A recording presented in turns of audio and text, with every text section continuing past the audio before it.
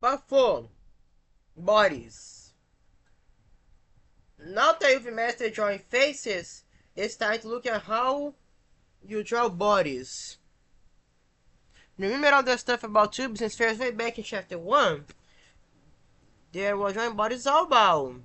You see, the body is made up of a collection of shapes, which get harder as you put detail over them and erase the pencil work.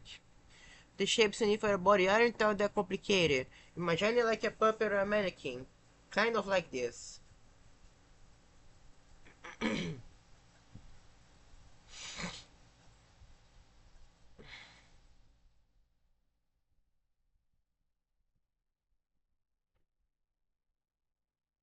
The body is almost made up to The body is almost made up of tubes and spheres, but in order to get the shapes in the right places, you need something to draw them onto, a kind of skeleton.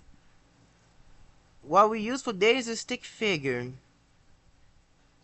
I sure you've seen stickmen before, and I bet you've drawn them. You know, the little doodles that look something like this. Of course, this drawing is a bit too simple for what we want. We need a more realistic stickman.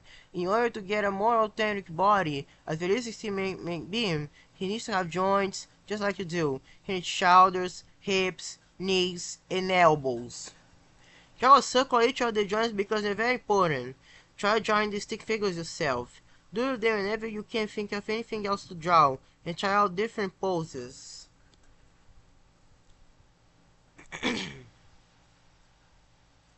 To get our stickman to look more like a person, we need to add tubes, spheres, and so on. And we do it like this. See how almost every shape is joined to the next one with a sphere. The tubes are distorted, and as if you had squeezed the ends a little. The spheres on the legs are the kneecaps, and should be positioned toward the front of the legs, and the smaller spheres on the arms are the elbow joints. We need 2 tubes for each arm and leg, and the torso is made up of 2 parts, joined by a big sphere, as you can see. 1. The top shape is virtually the same for males and females look like this. The red shades are the shoulder joints, where the arms join the torso. 2. The lower part of the torso is a little different for male and female characters. This is way to think of it is like underwear. So a girl will be like this.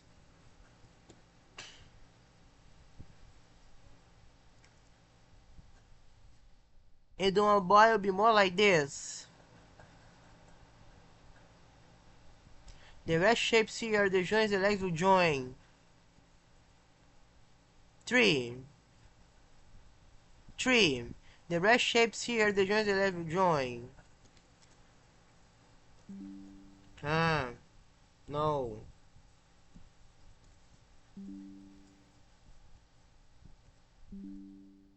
No. Again, this. 3. The red shapes here are the joints the legs will join. 4. How you also use tubes and spheres for the hands. Here's a close-up of an arm with different shapes so you can have a better look.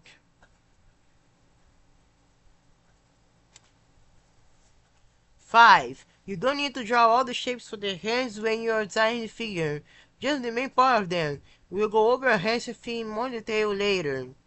Practice drawing different arm positions. Get a mirror and look at how your own arm works. 6. Once you get used to how the body goes together, you don't need to make the stick man very obvious. You just use the spheres and tubes to show the general shape, and on top of those, you draw the actual lines you want for the body, like this. Remember that the spheres are the joints, so the tubes should only be able to move in such a way that they are still touching the spheres. 7. To draw the actual arm, you make the shapes a lot smoother when you go over them. You should draw the basic shapes very lightly, filling the gaps between the shapes so it looks like this. 7. To draw the actual arm, you make the shapes a lot smoother when you go over them. You should draw the basic shapes very lightly, filling the gaps between the shapes so it looks like this. 8. The same goes for the legs. Hands and feet. Hands are one of the hardest things to draw. With practice and the right start, anyone can get the hang of them. 1. It isn't very difficult. You start hands like this. 2. Add two spheres for the finger joints, a joint for the thumb, and a sphere for the thumb joint. 3. Keep your fingers 3-jointed and a thumb. 4. And voila! The construction of the hand is complete. Once you have that, it's just a matter of adding the detail. 5. You can draw from different angles if you think about what a tube looks like when you turn it. It gets shorter and you can see more of its end. This is called foreshortening. 5. You can draw from different angles if you think about what a tube looks like when you turn it. It gets shorter and you can see more of its end. This is called foreshortening. 6. You can also draw the hand holding things. Practice by drawing your own hand in lots of different positions. It's the only way to really learn how a hand can move. The construction of the foot is pretty easy. Under the ankle sphere, you have a big jump joint under the ankle sphere. The construction of the foot is pretty easy. 1. Under the ankle sphere, you have a big lump joint to a smaller one, with a bunch of little round-ended tubs for the toes. 2. If you turn, you can see the details better. 3. Drawing for the front can sometimes be a little difficult, but you think of it too. It is not really all that hard. Just remember where everything goes. 4. Of course, most of the time you are not going to need to draw the toes in any detail because the shows will be in the way. Bodies and proportions. You draw boys and girls a little differently. It's not important when you're just starting out, but a guy's shoulders will be wide and his body show, in general, go almost straight down. Only if he's staying straight, obviously. A girl should have wider hips, everything should be more curvy.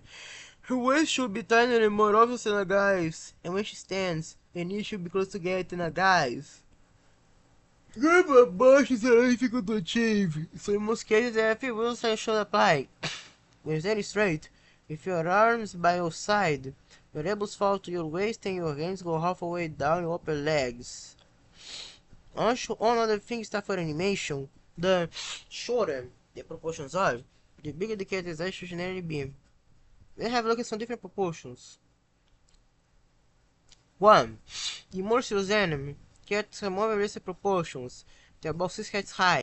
The eyes are very small, as are the feet and hands. 2. These characters are pretty standard for kids. They are just under 4 heads high, too, because the girl is standing on figure. Tiptoe. She looks taller.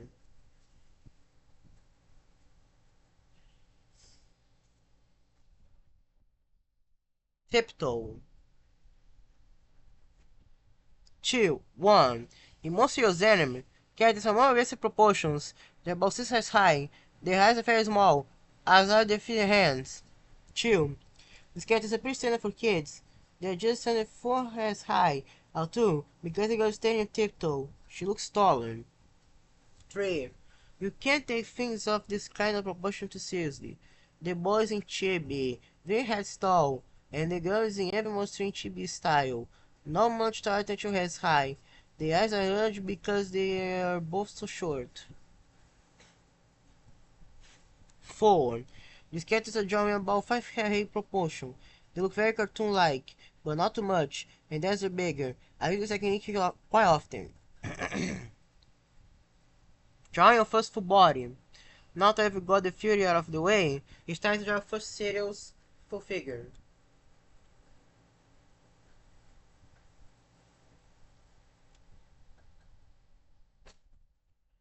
Here are 2 people in easy poses.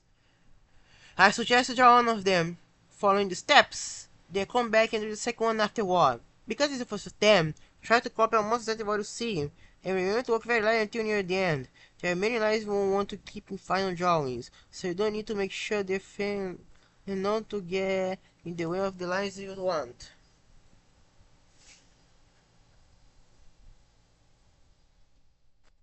1. Start out with your stick figure. Both characters are staying sideways. Until the figure on the right will be male, is side turn away, a side turn away, and the figure on the left will be a girl, está saitosas. Chill. Add your shapes and style on the face. You don't need to draw the part style hidden by the rest of the body. You don't need to be super neat either. I tend to be very sketchy at this stage.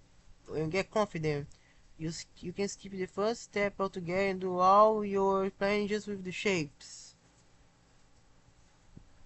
3. Now start to add the detail. Draw the hands and start to 3. Now start to add the detail. Join the hands and start to smooth out the shapes. Make a start on the clothes. 4. The clothes are loose and so they hang off the body. That means the top of the guy's sleeve should be at the top of his arm and his bottom should hang underneath.